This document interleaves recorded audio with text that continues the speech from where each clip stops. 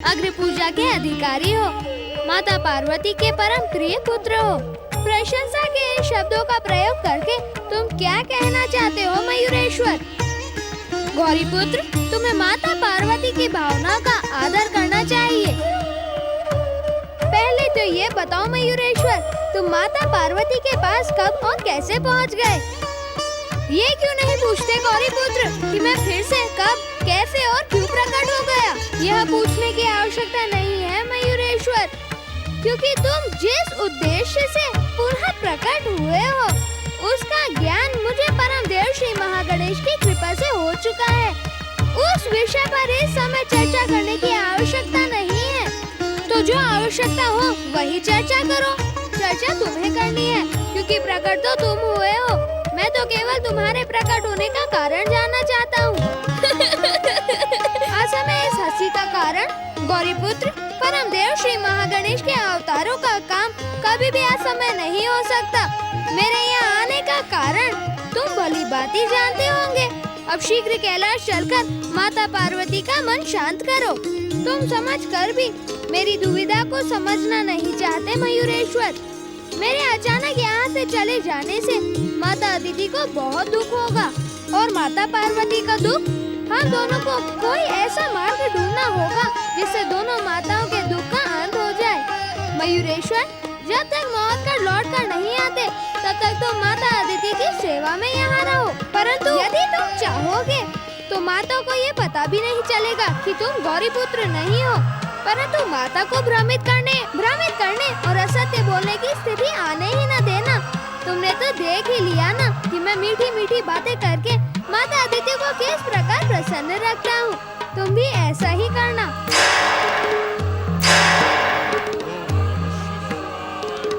ओम नमः शिवाय।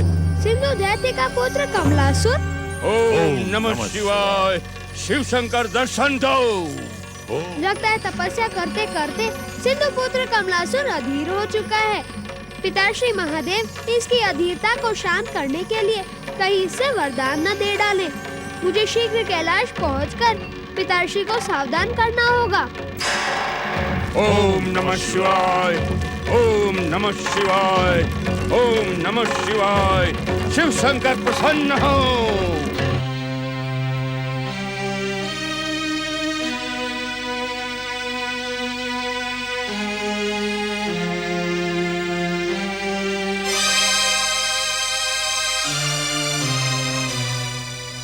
देवी अदिति, देवी अदिति, कहाँ हो तुम?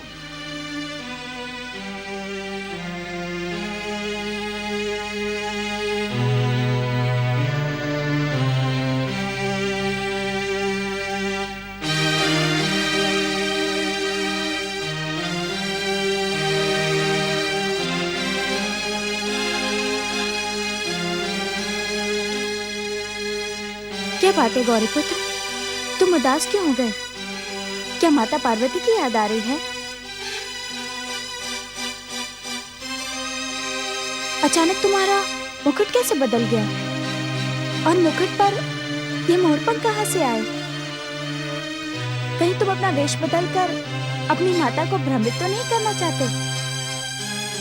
तुम उदास क्यों हो गए गौरी पुत्र? देवी अदिति, यदि माता अपने पुत्र का ध्यान न रखे तो पुत्र उदास ही होगा। ऋषिवर, आप मुझ पर ऐसा आरोप क्यों लगा रहे हैं? मैं तो अपने पुत्र का बहुत ध्यान रखती हूँ। क्यों गौरी पुत्र? रखती तो है, परंतु इस समय आप मेरे लिए मोदक बनाना ही भूल गई। तो ये उदास नहीं है, भूख के कारण इनका चेहरा मुरझा गया है। देवी अदिति, आपको इनकी भूख का ध्यान रखना चाहिए। ऋषिवर, मैं गौरी पुत्र के लिए मोदक ही बना रही थी। आपकी पुकार सुनकर मैं आपको ये कहने के लिए पुकार रहा था कि आपने गौरी पुत्र को मोदक खिलाए अथवा नहीं। सारे संसार के दुष्टों को अपने अंकुश में रखने वाले मंगल मूर्ति श्री गणेश अपने भूख पर अंकुश नहीं रख पाते। अब आप समय व्यर्थ न करें, शीघ्र अतिशीघ्र मोदक लेकर आए। अभी लाई।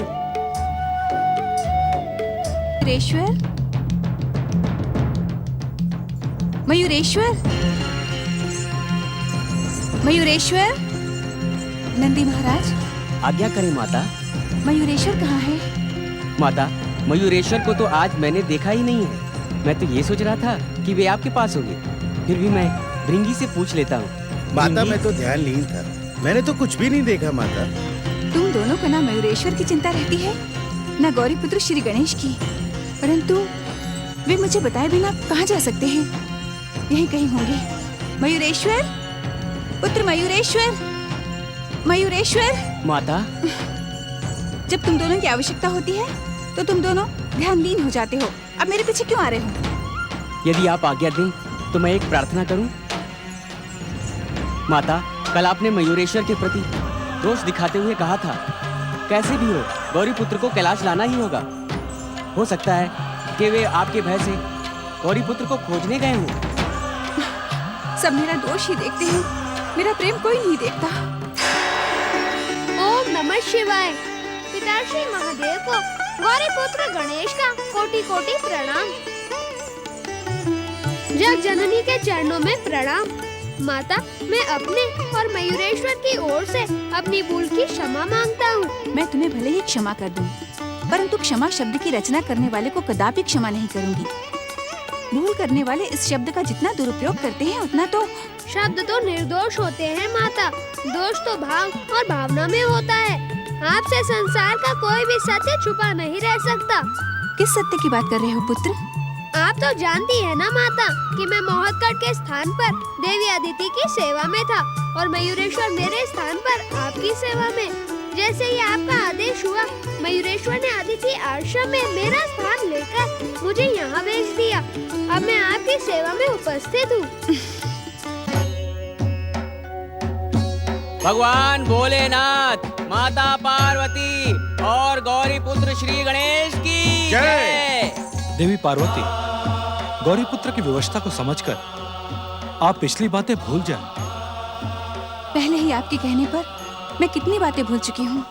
जो बात हृदय को कष्ट दे उसे भूल जाना ही चाहिए। उस बात की पुनरावृत्ति ना हो, ऐसा भी तो प्रयास करना चाहिए। इच्छा होने पर भी हम पुनरावृत्ति को रोक नहीं सकते। आपकी इच्छा से तो ये सारा संसार गतिमान है। क्या आपकी इच्छा के विरुद्ध? देवी, हम इच्छा के विरुद्ध नहीं, इच्छा के पक्ष का समर्थन करेंगे। आप भी गौरी पुत्र के समान। हम तुम्हें सताना नहीं चाहते, न ही गौरी पुत्र चाहते हैं, परंतु लोक कल्याण, जनहित और भक्तों के उद्धार के मूल्य पर तुम्हें त्याग और बलिदान का आदर्श प्रस्तुत करना ही होगा, क्योंकि तुम केवल गौरी पुत्र की ही नहीं, पूरे संसार की जननी जगदम्बा हो। देवी, गौरी पुत्र को हृदय से लगाकर इन्हें शुभाशीष दो। ये जो कुछ भी कर रहे हैं उसमें माता का संस्कार और पिता का मार्गदर्शन है।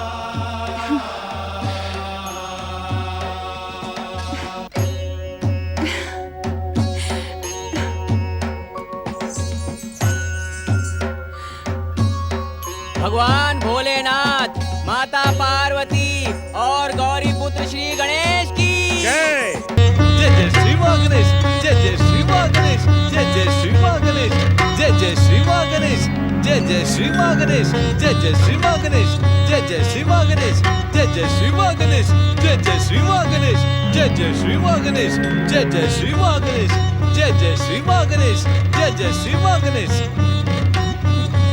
आओ प्रेमगण, जय जय श्री मां गणेश, जय जय श्री मां गणेश, जय जय श्री मां गणेश, जय जय श्री मां गणेश, जय जय श्री मां गणेश।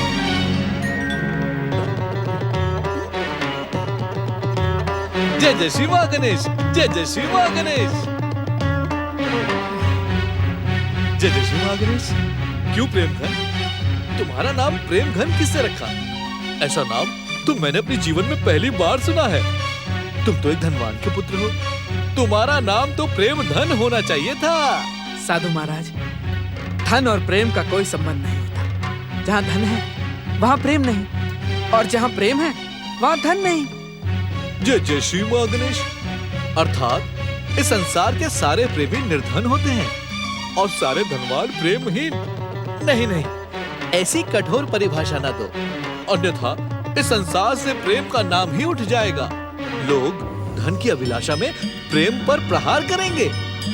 धन की अभिलाषा में प्रेम पर ही तो प्रहार हुआ है। क्या भाई भाई का प्रेम प्रेम नहीं होता? तुम अभी तक अपने भाइयों की बात को लेकर बैठे हो, भूल जाओ उन्हें। मुझे उनके व्यवहार से दुख पहुंचा है साधु महाराज। मेरे गुरु महाराज के दर्शन करते ही तुम्हारे सारे दुखों का अंत हो जाएगा। जय जय श्री मां गणेश। आपके गुरुदेव तो मुझे किसी स्वप्न की भांति दिखाई पड़ रहे हैं। इतना समय हो गया चलते चलते, पर मुझे अभी तक उनके दर्शन प्राप्त नहीं हुए और ना ही मुझे अपने दुखों से मुक्ति मिली। आखिर कहाँ हैं आपके गुरुदेव? जय जय श्री मां गणेश। मेरे गुरुदेव, मेरे आराध्य तो मेरे हृदय में विराजमान है प्रेम घन। मैं जब चाहूं उन्हें प्रकट कर लूंगा। तुम मुझे इतना आश्चर्य से क्यों देख रहे हो? क्या तुम्हें मेरी बात पर विश्वास नहीं? आपकी बात पर तो मुझे पूरा विश्वास है। आप तो कुछ भी कर सकते हैं। ये सब मेरे गुरु महाराज की कृपा है। मुझे उनके दर्शन प्राप्त। तुम मेरे गुरुदेव के दर्शन करके उनसे साधु बनने की दीक्षा लेना चाहते हो ना? हाँ। जय जय श्री मां गणेश। क्या तुम इतना भी नहीं जानते प्रेमघन कि साधु बनने से पहले गृहस्थ बनना पड़ता है, ब्याह रचाना पड़ता है? ब्याह?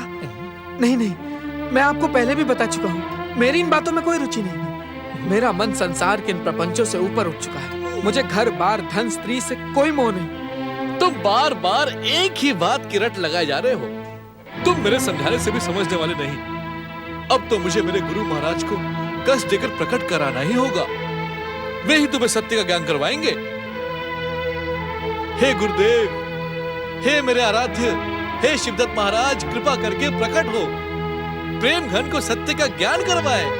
प्रकट हो गुरु महाराज, प्रकट हो। जय जय श्री महागणेश। शिष्य दयासुर, अचानक मेरी क्या आवश्यकता आ पड़ी? ये बालक आपके गुरुदेव है साधु महाराज? जय जय श्री महागणेश। परम दयालु, परम कृपालु गुरु महाराज को प्रणाम करो प्रेम घन। तुम्हारे ही लिए मैंने इन्हें कष्ट दिया है। अब तुम जो चाहते हो इनसे निवेदन करो। शिष्य दयासुर, प्रेम घन की आंखों के सामने घने अंधकार का पर्दा पड़ा है। इसे सत्य को समझने में अभी समय लगेगा। परंतु गुरु महाराज, तुम्हारा चुनाव सही है शिष्य। हमें इनको पहले प्रेम के मार्ग पर ही ले जाना होगा। प्रेम? प्रेम की क्या आवश्यकता? प्रेम का मार्ग तो भक्त के जीवन में बाधा है। भक्त की भक्ति को भ्रमित करने वाला है प्रेम। ये तुम्हारी भूल है वत्स। प्रेम के मार्ग से ही भगवान के द्वार तक पहुंचा जा सकता है। जिस मन में प्रेम की भावना न हो, उससे भगवान भी प्रेम नहीं करते। परंतु मैंने तो सुना है कि तुमने असत्य सुना है। जो भगवान को पाने के लिए संसार से प्रेम का त्याग करके भागते हैं, भगवान भी उसे निर्मोही जानकर उससे दूर हो जाते हैं। जो भगवान के बनाए संसार वासियों से प्रेम नहीं कर सकता, वो भगवान से कैसे प्रेम कर सकता है? परंतु तपस्या, त्याग और वैराग्य तो भगवान तक पहुंचने का सबसे सरल मार्ग है। त्याग, भक्ति और वैराग्य में यदि लोकहित और जनहित की भावना हो, तो वो भगवान के चरणों तक पहुंच सकती है। अपने स्वार्थ की भावना से भगवान को प्रसन्न नहीं किया जा सकता। परंतु सत्य को पहचानो प्रेमगन। वैराग्य और दीक्षा के शिखर तक केवल और केवल प्रेम मार्ग से ही पहुंचा जा सकता है। यदि तुमने कभी थोड़ा सा भी प्रेम किया हो, तो वह बढ़ते बढ़ते भगवान के चरणों तक पहुंच सकता है। धन के साथ ही मेरी माता का देहांत हो गया था। पिताश्री को व्यापार से ही समय नहीं मिला। सच पूछो तो मेरे जीवन में मुझे प्रेम करने योग्य कोई पात्र ही नहीं मिला। जय जय श्री महागणेश। भावना का जन्म होते ही पात्र स्वयं प्रकट हो जाते हैं। ये क्यों नहीं कहते प्रेमघन कि तुम अब तक के जीवन में प्रेम की उपेक्षा करते रहे? यदि तुम हमारे गुरुदेव के दिखाए हुए मार्ग पर आगे बढ़ोगे, तो हमारे कृपालु गुरुदेव की दया से शीघ्र ही तुम्हारे जीवन में प्रेम पात्र का प्रवेश हो जाएगा। जय जय श्री महागणेश। शिष्य दयासुर, तुम इन्हें लेकर प्रेमा देवी के प्रेम निवास पहुँचो। हम वही तुम्हारी प्रतीक्षा करेंगे। जो आज्ञा गुरु महाराज, जो आज्ञा। जय जय श्री महागणेश।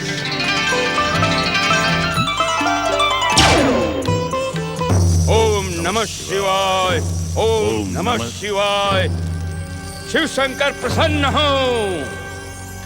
ओम नमः शिवाय, ओम नमः शिवाय, ओम नमः शिवाय। शिव शंकर वरदान दो। ओम नमः शिवाय। शिव शंकर दर्शन दो। ओम नमः शिवाय। ओम नमः शिवाय। शिव शंकर वरदान दो। शिव शंकर दर्शन दो। ओम नमः शिवाय। ओम नमः शिवाय। ओम नमः शिवाय। शिव शंकर दर्शन दो। शिव शंकर कृपा करो। ओम नमः शिवाय। ओम नमः शिवाय। शिव शंकर दर्शन दो। शिव शंकर कृपा करो। मंगल मूर्ति, कैलाश आने से पहले तुमने स्वयं सिंधु पुत्र कमलासुर को देखा है। अब तुम ही बताओ, इस अधीर असुर को वरदान देना चाहिए अथवा नहीं? आप तो जानते हैं देवादिदेव, यह दुष्ट कमलासुर अपने पिता सिंधु के संहार का प्रतिशोध और तीनों लोकों पर विजय पाने के उद्देश्य से ही पृथ्वी लोक पर प्रकट हुआ है। उसके आने का उद्देश्य कुछ भी हो, परंतु हमारे भक्त भृगुपुत्र शुक्राचार्य ने उसे शिव मंत्र की दीक्षा दी है। मैं तो यही निवेदन करूंगा पिताश्री कि इसे वरदान नहीं देना चाहिए। कारण? आपका वरदान पाकर ये दुष्ट उग्र पुत्र सिंधु से भी अधिक उग्र हो जाएगा। श्री महागणेश की इच्छा से कमलासुर और मयूरेश्वर श्री गणेश एक साथ प्रकट हुए हैं। यदि हम इसकी तपस्या का इसको वरदान नहीं देंगे तो ये अपराध और अत्याचार की उस चरम सीमा तक नहीं पहुंचेगा और जिससे मयूरेश्वर का प्रकट होना सार्थक नहीं होगा।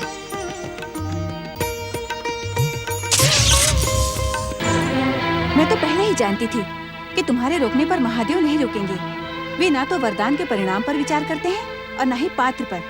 तुम चिंता न करो माता, जो कुछ भी हो रहा है वह परम देव श्री महागणेश की इच्छा और देवादिदेव भगवान शिव के समर्थन से ही हो रहा है।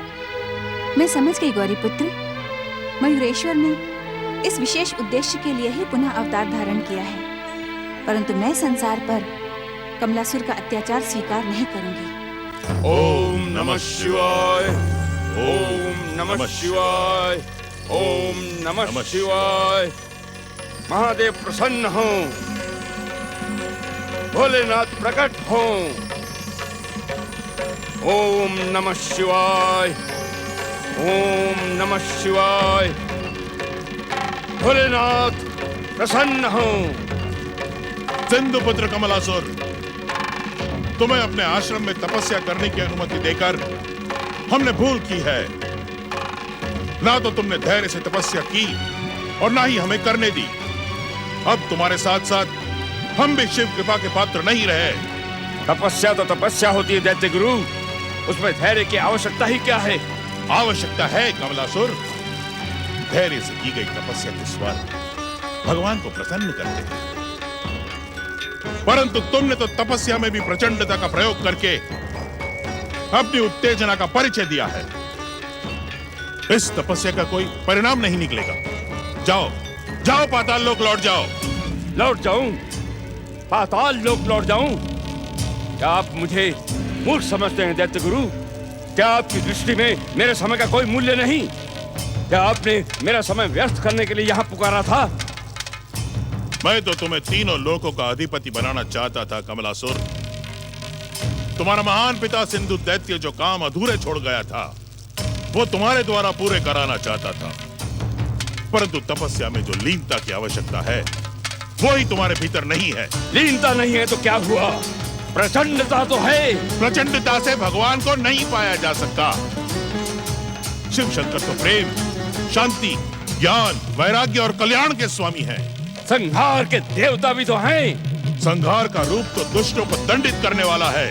मैं भी तो अपने शत्रु दुष्ट देवताओं को दंडित करने के लिए ही उनका वरदान पाना चाहता हूँ। प्रतिशोध की भावना से की गई तपस्या कभी सफल नहीं होती। शिव शंकर कभी तुम्हारी तपस्या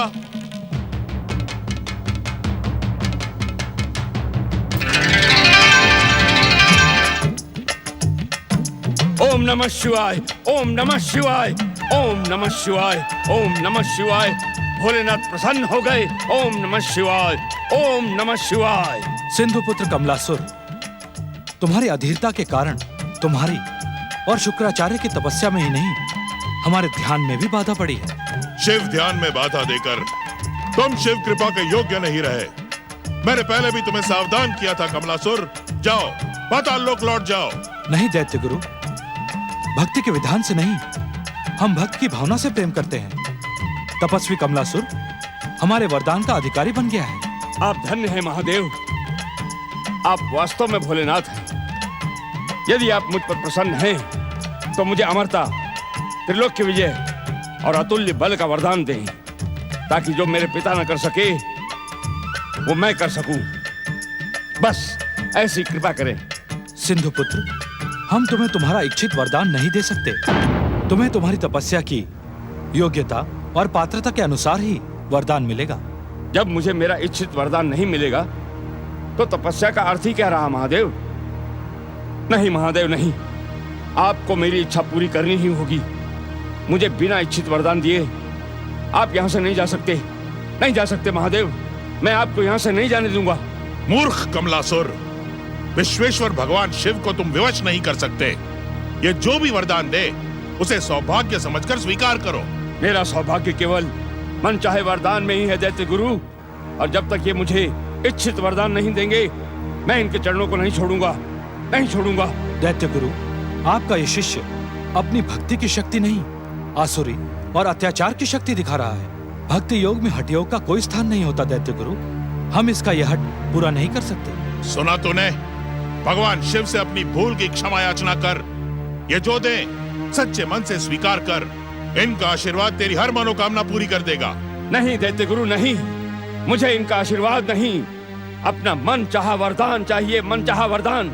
सुनो कमलासुर, हम तुम्हें तुम्हारी अस्थिर आराधना और तुम्हारी अधीर तपस्या के फलस्वरूप तुम्हें उत्तरी महावन के साम्राज्य का वरदान देते हैं। तुम वहां असुर साम्राज्य की स्थापना करके न्यायपूर्वक शासन करोगे तो तुम्हें समय और इच्छा के अनुसार इसी प्रकार के वरदान प्राप्त होते रहेंगे।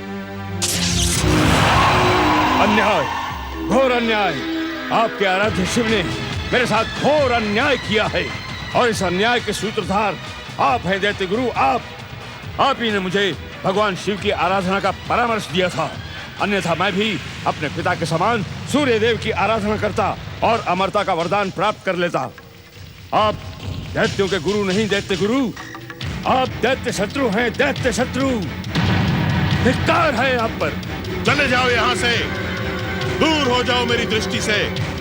दुष्ट पाखंडी शिव निंदक कमलासुर, तुझे अपने पिता सिंधु से भी भयानक मृत्यु प्राप्त होगी। चले जाओ यहाँ से। सावधान दैत्य गुरु, सावधान।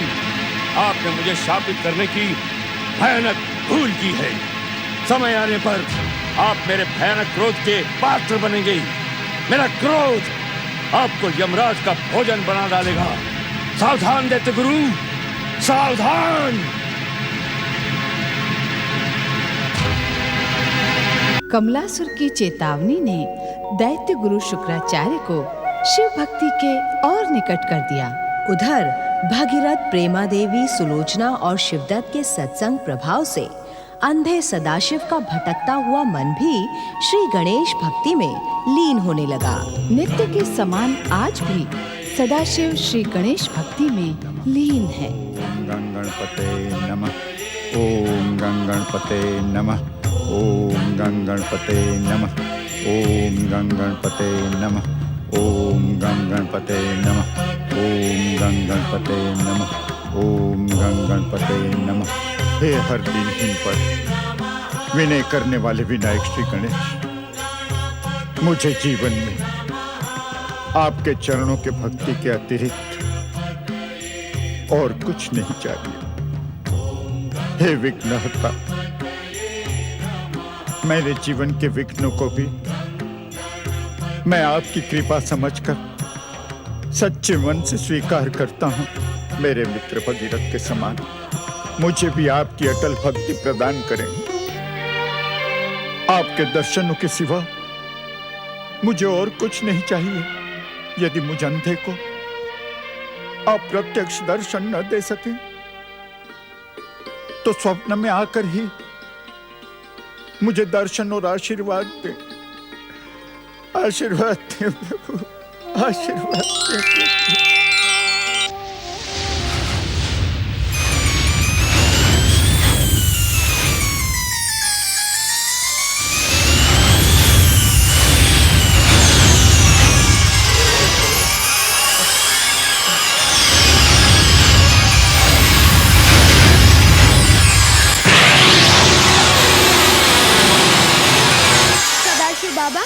गणेश जी आपको दर्शन देने के लिए प्रस्तुत हैं। आंखें खोलकर देखिए। शिवदत्त बेटा, एक अंधा अपनी आंखें क्या खोलेगा? बाबा, भक्ति की अपूर्व शक्ति से अब आप दृष्टिहीन नहीं रहे। आंखें तो खोलें।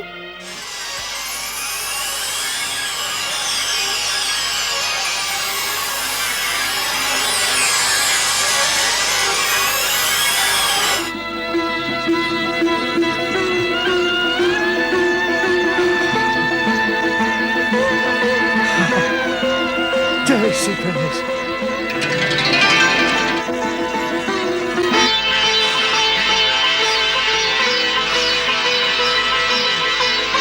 जय श्री गणेश।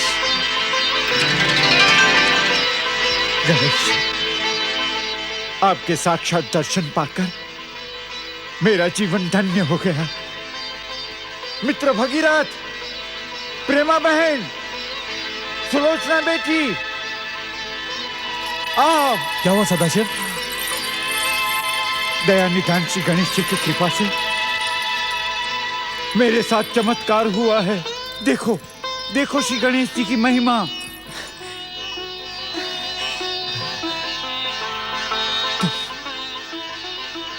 तुम भगीरथ हो ना?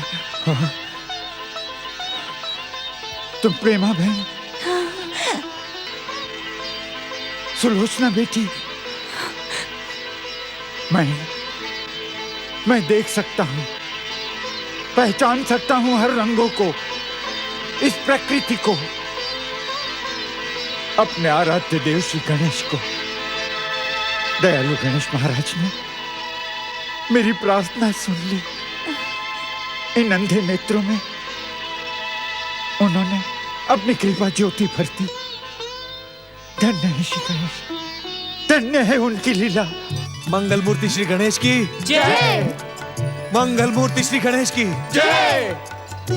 भगीरथ, मेरे मित्र, तुम्हारे ही कारण मुझे अपनी खोई हुई दृष्टि मिली है। मेरा जीवन धन्य हो। तुम्हारे इस उपकार का बदला मैं कैसे चुका पाऊंगा? मित्रता में बदले का कोई स्थान नहीं होता। मित्र, जैसे ही तुम्हारे हृदय में श्री गणेश की सच्ची भक्ति का उदय हुआ,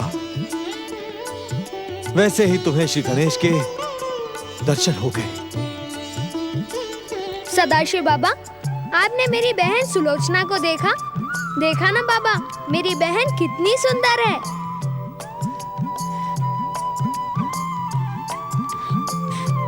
जब ये बहुत छोटी थी तब देखा था मैंने, अब तो ये बिल्कुल बदल गई है। सुलोचना, मेरी बेटी। बापू,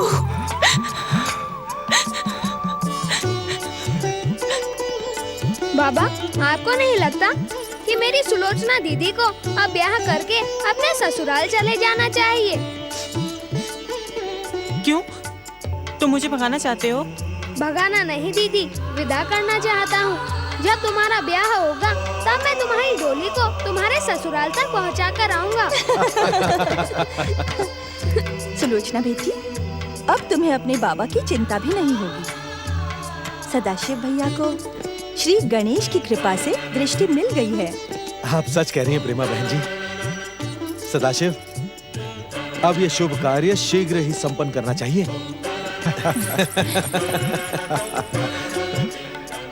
प्रेमा बहन जी, सुलोचना के लिए तुमने कोई... अब उसकी आवश्यकता नहीं है भगीरथ बाबा। किसकी? सुलोचना दीदी के वर का चुनाव करने की। क्यों?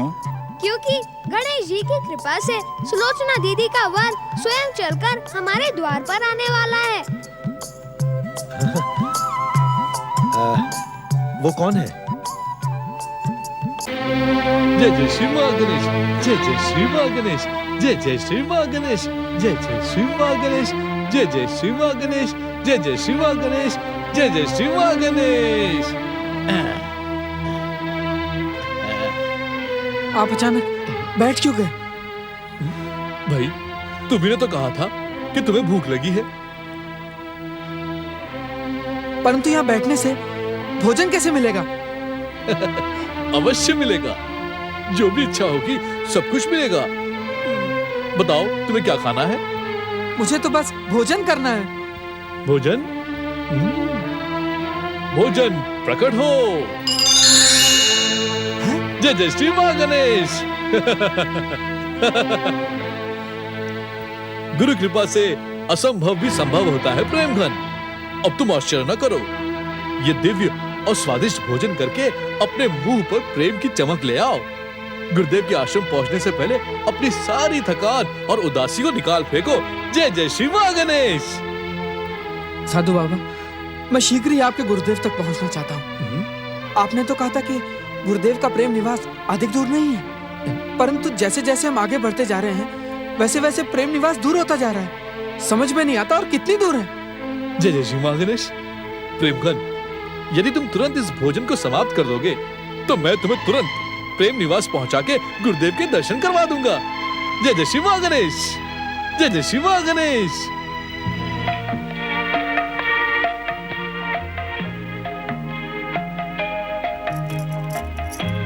बधाई हो दीदी, बधाई हो। किस बात की बधाई दे रहे हो शिवदत्त? ये बात तो मुझसे क्यों पूछ रही हो दीदी? जब तुम बधाई दे रहे हो तो कारण भी तो तुम ही बताओगे ना। कारण तो तुम भी जानती हो दीदी, अन्यथा तुम्हारे मुख पर प्रसन्नता की ऐसी चमक न दिखाई पड़ती। मैं कुछ समझी नहीं। अब बोली न बनो दीदी। सदाशिव बाबा की दृष्टि लौट आई। क्या ये बात बधाई की नहीं है? हाँ भैया, गणेश महाराज की कृपा से बाबा की दृष्टि वापस लौट आई। इससे अधिक बधाई की बात और क्या हो सकती है? हो तो नहीं सकती दीदी, परंतु तुम तो कुछ और ही सोच रही थी। जानती हो, जिसके मन में जो भी कामना रहती है वह उसी को सोचता रहता है। शिवदत्त, तुम बहुत नटखट होते जा रहे हो। वैसे वो बात भी किसी बधाई से कम नहीं है दीदी। शिवदत्त, अब बाबा की चिंता तो तुम्हें रही नहीं। मैं तो तुम्हें इसी बात की बधाई दे रहा हूँ कि तुम्हारी चिंता का अंत हो गया। तुमने तो पहले ही कहा था ना कि तुम अपने अंधे बाबा को छोड़कर विवाह की बात भी नहीं सोच सकती। अब तो सोच सकती हो ना दीदी? अपनी बहन से ऐसी बातें करते तुझे लज्जा नहीं आती? मुझे क्यों आने लगी लाज? मैं तो तुम्हारा ब्याह कराने के लिए ही यहाँ रुका हूँ। शिवदत्त, मुझे अब यहाँ तुम्हारी सखियाँ तो है नहीं दीदी जो तुमसे छेड़खानी करें, इसीलिए मैं ही तुम्हारी सखी बन जाता हूँ। सखी नहीं, सखा। चलो सखा ही सही, परंतु आप तैयार हो जाओ। ब्याह के लिए तुम्हारे होने वाले पतिदेव अब शीघ्र ही द्वार पर पहुँचने वाले हैं। ये तुम क्या कह रहे हो भैया? गुरुदेव, गुरुदेव कहाँ हैं आप? मैं आपकी आज्ञा से प्रेमघन जी को ले आया हूँ। आप पधारे और इनकी कामना पूरी करें। अरे, ये तो पहुँच गए। अभी आए शिष्य दयासुर।